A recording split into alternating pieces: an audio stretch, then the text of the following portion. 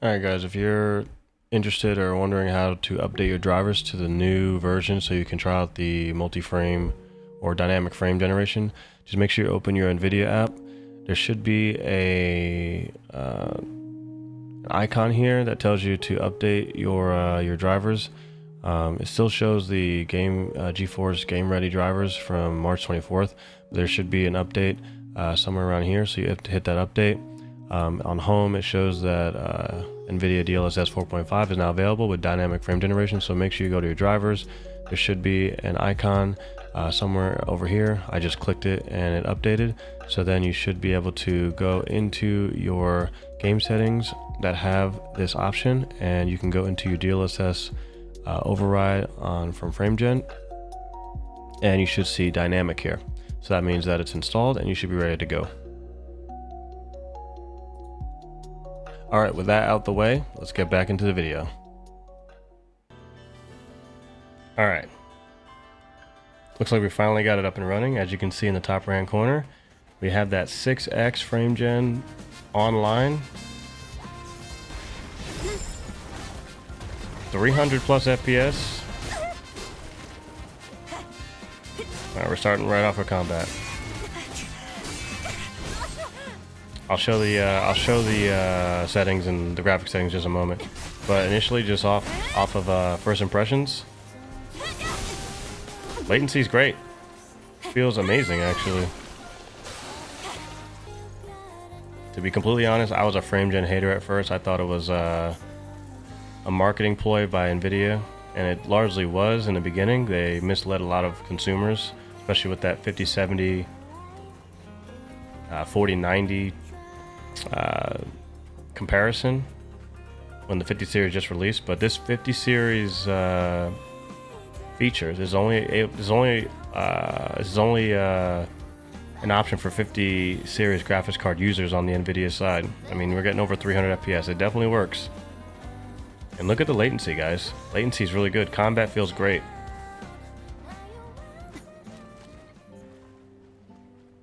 All right, let's hop into settings really quick.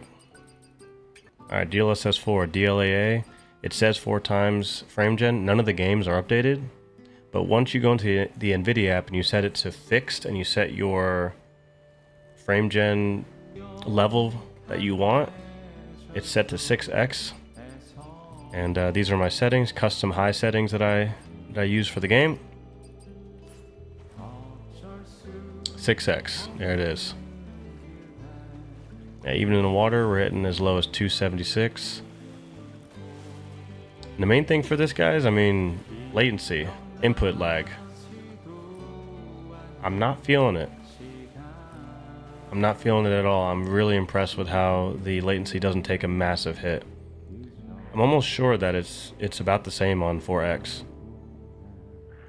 Just from an input lag and latency and a performance perspective, this feels like 300 FPS. It's not a real 300 FPS. Let's be honest. It's still fake. Still AI frames. But if you're just playing a game, trying to have fun, I mean, this is the way to get 300 FPS at a 4K on a 4K screen. It does feel like magic. Because ultimately you need the latency for this to work. I mean, if this was at 60, 70 latency, you know, I was expecting something like 80 to 100. To be quite honest, I was not expecting mid 40s to be the highest that you're gonna hit.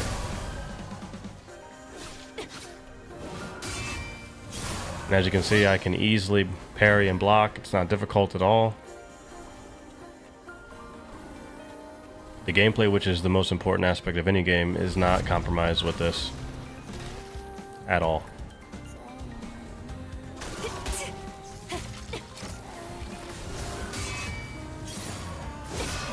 And there it is. Yeah, I'm really satisfied with this game specifically. We'll try some other games as well, but 6X is definitely a win for Stellar Blade. I can say that with full confidence. Now, for image quality's sake, again, this is DLAA, so this is the best anti-aliasing native image you're gonna get. I mean, hitting 300 FPS is absolutely wild. But it's about time NVIDIA actually give us more value on the cards that we're overpaying for. Am I right or am I right? It's not that bad because it's set on that 6x frame gen and it's, you know, overcapping my monitor. 240 frames a second would be the absolute highest, and honestly, you don't need 200 frames a second for this game. It's just for pure fun to put that kind of output on your monitor. If it can do it, right? Why not? But if you've got a 120 hertz monitor, 6x is not going to be important for you for this kind of game. But on other games where you're getting around like 80 and you want to max out a 120 hertz monitor and you're almost there with 4x, but you need that extra jump, 5x and 6x are going to come in handy for sure. Okay, I hate fighting these guys. I'm not fighting them. Just actually physically playing and you know, actually hitting the buttons, turning the camera with the stick. And this is on controller. This is not on mouse and keyboard. So on mouse and keyboard, it might feel a little worse, but on controller, this feels absolutely fine. On a blind test, I wouldn't be able to tell. Yeah, we'll try 5x too, because this is too much. 300 FPS in this game is just too much. And I'm not showing it right now, but my VRAM is at 90%. So the VRAM capacity is extremely important with frame gen. It is more taxing on your system. You need more VRAM. You need more GPU power, especially if you're implementing DLSS. So if you're running like a 10 gigabyte, or let's say an 8 gigabyte 56C GPU, you're out of luck with this. At least at 4K, maybe at 1440p. But at 1080p, I don't think I would really want to implement 5 or 6x frame gen. 4x was pushing it with 1080p. Even 1440p with 4x was pushing it. I really think that 5x or 6x is going to really shine again with 4K. Just kind of like how 4.5 DLSS kind of shines with 4K. If you use the preset M or preset L, it really shines with 4K visuals. It doesn't. It's great at 1440p. At 1080p, you're definitely getting diminishing returns with how how low you're going to that internal resolution render to upscale it back up to 1080p. It just doesn't look that great. This is great, and like I said, we're playing at DLAA, so imagine you're playing at performance. I can show that really quick, like the actual FPS you can get. Yeah, so now we're on that preset M. Our VRAM did go down. VRAM percentage is hitting at about 80%. But now we're hitting over 400 FPS. 400 FPS.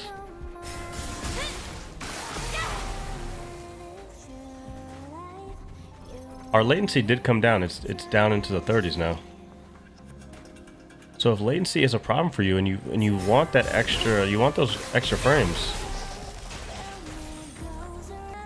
Let's just use an example here. If you were hitting your frames, the max frame rate you wanted, but your latency was pretty high. Let's say you were hitting like 55, 60, 65, and that was bothering you. You could turn on performance and hopefully get some latency back. Get some input lag. If it was really bothering you, you could put performance on and hopefully get that latency back. Because our latency is much higher now, or it's lower, I should say.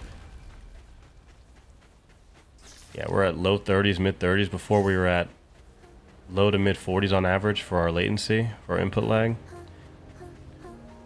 But actually playing it, it doesn't feel any different than we just had on DLAA. So that's gonna be personal preference. You want a more consistent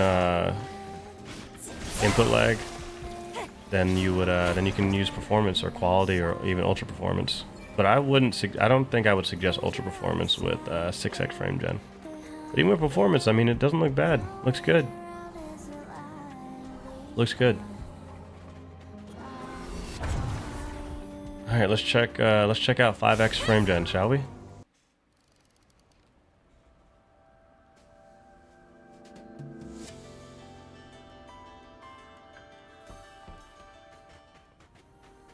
All right, 5x. So what, 320 with 6x, 290 to 300 with 5x. Definitely need dynamic frame gen with this one. Like, this is just way too much. This is much better. 300 was too much. It's all the same. what's the difference between 240 and 300 in a game like this, right? But again, 45, 38, 37, 35, 38. If you're, as long as you're under 50, there's no worries. I can't tell the difference between, you know, 10 milliseconds and 40 milliseconds. I truly can't. Once you're at 50, 60, you can tell a little bit for sure. If you don't want to use dynamic frame gen, you want to have your computer just be set on one setting and forget it, and not have dynamic frame gen on and just have it go from up, down, up, down, up, down. Because I think, and we'll have to see how it goes with testing.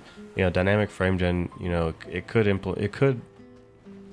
bring with it some of its own challenges when it comes to dynamically changing the frame rate of complex scenes, simple scenes. It could be. You could get some frame pacing issues. I could see that happening. So if you just want to set it and forget it, having that option to do, you know, 2, 3, 4, 5, 6 times, depending on the game, that's pretty good. Especially if it, obviously, if it actually works properly. And Stellar Blade is a shining example of where this can absolutely work really well. Yeah, I mean, even in that zoom in of combat 260 lowest, but that's still way more. That's still more FPS than what we need. So let me just actually flip the dynamic setting back on and see what we can do with that. All right, here we are in the DLSS override frame generation toggle. I'm here in the Stellar Blade section, so we've got dynamic frame gen set, max refresh rate. Actually, let's do custom.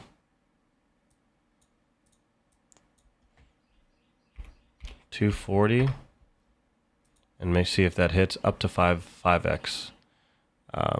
Now we'll do up to 6x just to see how it works. So we'll apply that. Make sure applied. Bang bang. So 240. That's my monitor's refresh rate, or and the multiplier is up to 6x. So let's see how that works. All right. So as you can see in the top right hand corner, dynamic 5x has been set. Ah, there it goes. Okay, you can see it moving there. So let's see how it goes here. Let's see if we can get it to jump back to 5x. Oh, I saw that jump to 6x real quick. Okay, now with this on, it doesn't feel any different than just having it set to fixed. In terms of latency, what I'm probably going to do is I'll probably go to the big camp in Zion. Alright, now we're in Zion, so it's look like it's settling in at 5x dynamic frame gen. So we're gonna run around the town and see how this goes. You can definitely see, okay, you can definitely see a lot of the ghosting around the model of the character for sure. I didn't notice that before. I'm not sure if that's just because of the dynamic, just going from one to the other. This is what I was worried about. This is exactly what I was worried about.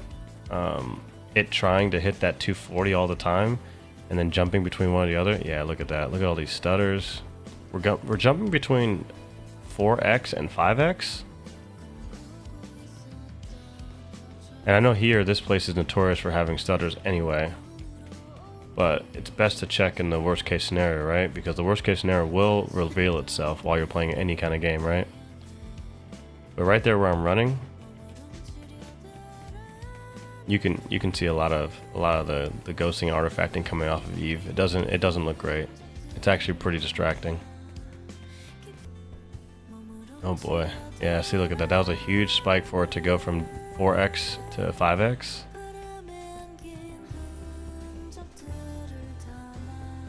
When it's stable, it's not too bad, but you're better off just setting it and forgetting it to 4x, or just setting it to 5x. Yeah, that's rough. Let's switch between areas here. Alright, we're at the dynamic 5x here. Okay, this area is a lot more intensive than the other desert area. We're sitting just directly at a 5x. It's just sitting at 5x. See, now this feels good. If it's not constantly going through and switching, this feels good. The problem is that you're in that town for a lot of the game. Yeah, I'm just missing my counters, but I don't have a problem with blocking at all. Yeah, no problems with timing at all. It's not like anything I have to pay attention to. But yeah, I mean, now we're back at 4, but it's a dynamic 4, so we went from 5x to 4, and we're not losing that frame rate. Okay, so moving like this, when I'm moving like this, yeah, I can see some ghostly lines. You have to be looking for it, but when you're going like this in a straight line, it does look good. But this way, side to side, yeah, you can tell a little bit is going on there. But if you demand to max out your monitor's refresh rate at all times, I mean, this is gonna do the job for you. And this is definitely gonna come down game to game for sure. And this is probably the best game to do it, the best implementation with the highest settings with DLAA. Alright, so that'll be Stellar Blade, guys. I'm going to go through and be testing a bunch of other games. So I think in conclusion, 5x, 6x frame generation, it does the job. It brings the FPS up, and the latency is not too bad. The penalty isn't bad at all. In a game like this, we're going to test more games out and see what the story is with other games and the latency in those. But right now, I would not use the dynamic option. I would go into the NVIDIA app, use the fixed option, figure out, okay, do I need 4x, 5x, or 6x? And you determine which one you want, and then set it, and then set it and forget it. I wouldn't rely on the system to dynamically change your frames, especially. I mean, you saw what it did between 5x and 6x. I can only imagine if it's going between from three times frame gen to 6 times frame gen. That would probably be an awful experience. If you could, drop a like and subscribe to the channel. Appreciate it. You guys have a great day.